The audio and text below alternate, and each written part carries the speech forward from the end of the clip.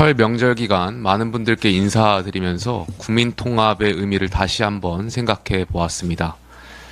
높은 물가와 경기 침체에 대한 걱정, 북한을 핵 보유국으로 인정한 미국 트럼프 대통령의 인식과 새로운 안보 환경에 대한 불안, 중국의 AI 패권 도전에 따른 위기의식, 탄핵 과정의 문제와 결과에 대한 우려 등 현재 대한민국을 둘러싼 대내외적 환경은 국가 위기의 연속입니다.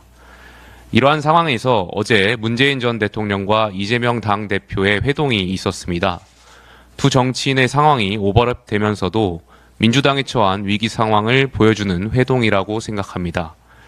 문재인 전 대통령이 언급한 지금과 같이 극단적으로 정치 환경이 조성되어 있는 상황에서는 통합하고 포용하는 행보가 민주당의 앞길을 열어가는 데 매우 중요할 것 같다는 말에서 민주당이 탄핵을 통해 집권하고 정권을 운영했던 모습들을 상기하게 됩니다.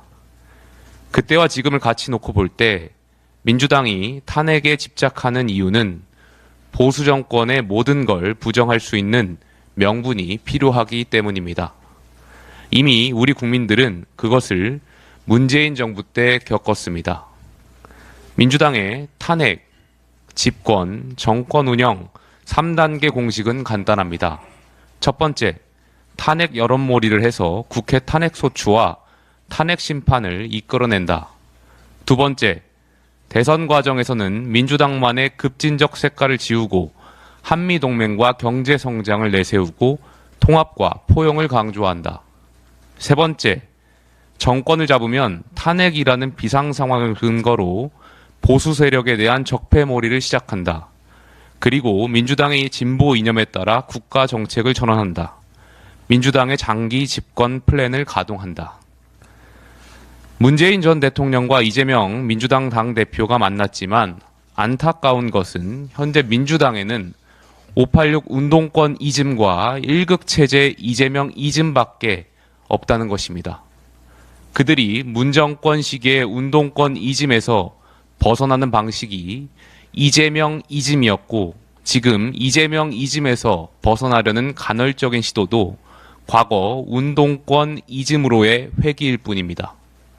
민주당이 대한민국의 자유민주주의 체제가 갖는 역사성에 입각해서 보수의 공과를 인정하고 진보의 역할을 재정립하지 않는 한 스스로 자기 모순에 빠질 수밖에 없습니다. 대한민국을 세우고 지키고 발전시켜온 것이 보수의 역사입니다.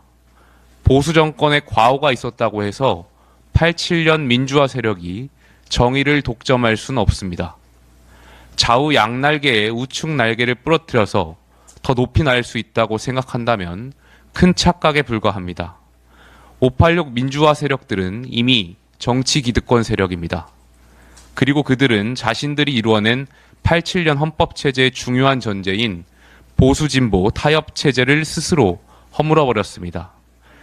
1극 체제 민주당의 입법 폭주와 무책임한 예산 삭감, 29차례의 탄핵 폭거는 국회에서의 여야 합의제 관행을 무시한 결과입니다.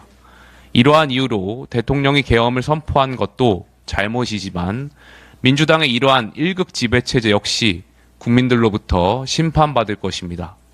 문제는 이제 87년 체제의 최후의 보루인 헌법재판소마저 탄핵 심판의 절차적 정당성에 심각한 타격을 입고 있다는 것입니다.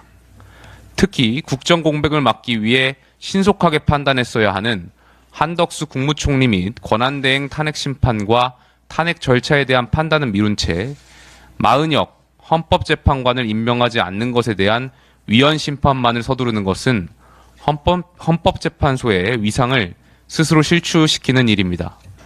안타깝게도 이미 헌법재판소가 대통령 탄핵 심판에 대해 어떠한 결정을 하더라도 국론 분열을 피하기 어려운 상황이 전개되고 있습니다.